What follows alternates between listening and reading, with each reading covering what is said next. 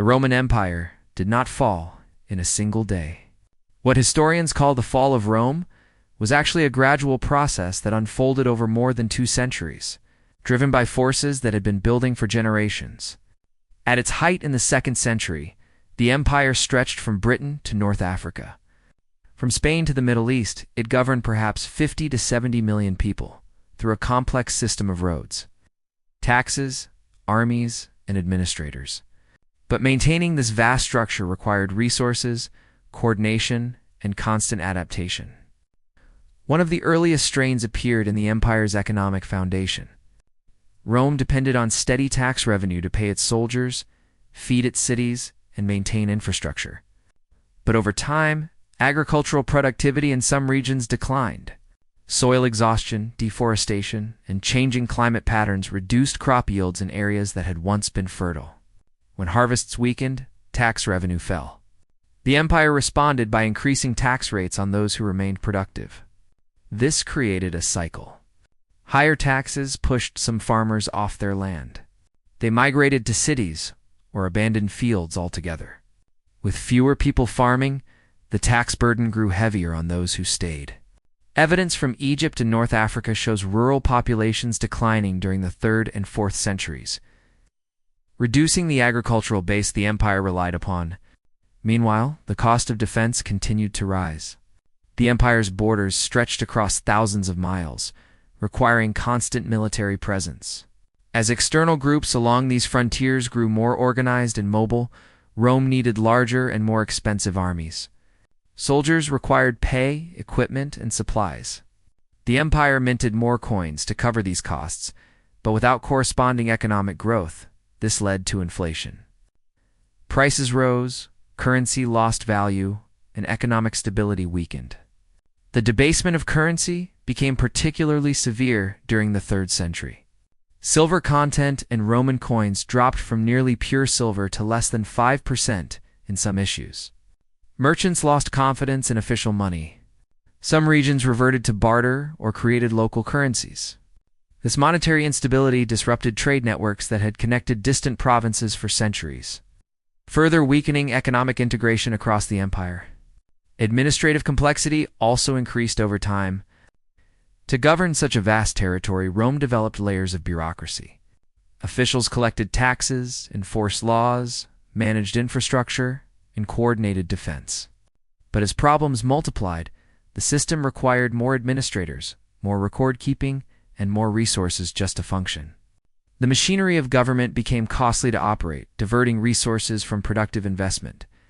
Emperor Diocletian's reforms in the late 3rd century attempted to address these problems by reorganizing provinces, fixing prices, and expanding the bureaucracy. While these measures brought temporary stability, they also increased the cost of government. The empire now supported 2 imperial courts, 4 regional capitals, and a vastly enlarged civil service. More officials meant more salaries to pay, more buildings to maintain, and more layers between the center and the provinces. Social cohesion began to fracture under these pressures. Wealth concentrated among landowners and elites, while ordinary farmers and workers faced declining living standards. In some regions, people felt less connection to the empire and more loyalty to local leaders or communities.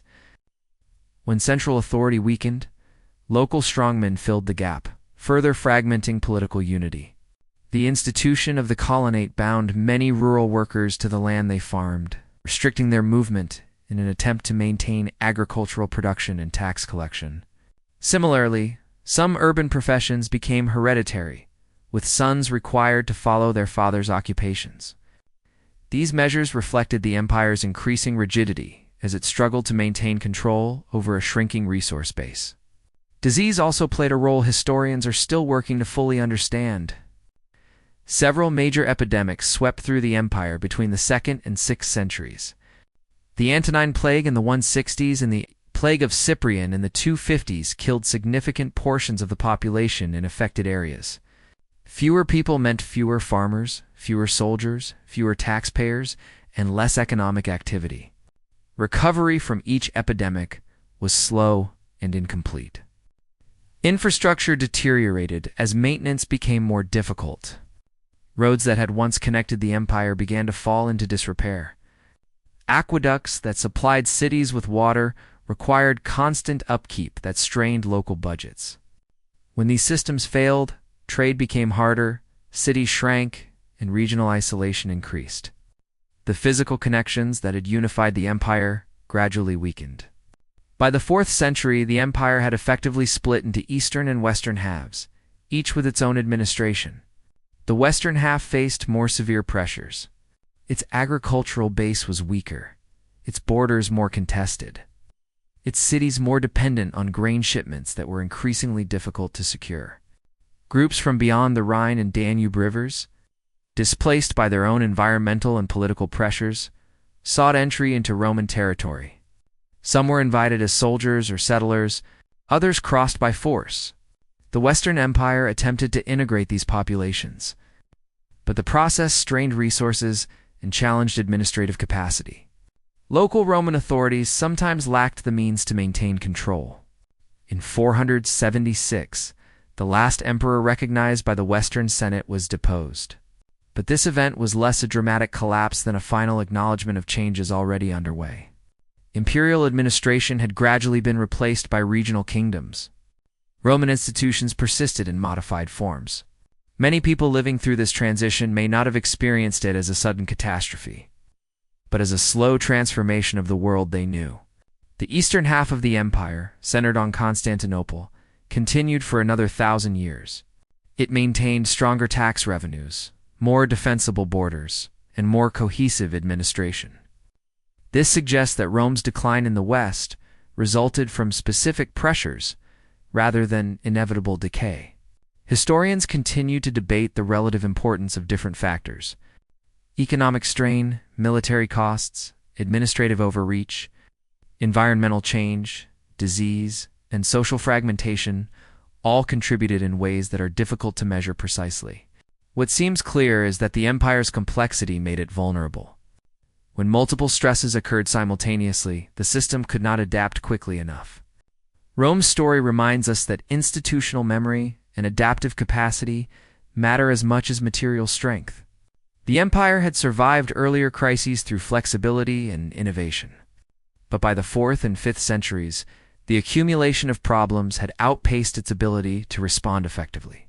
Systems that once facilitated governance now constrained it.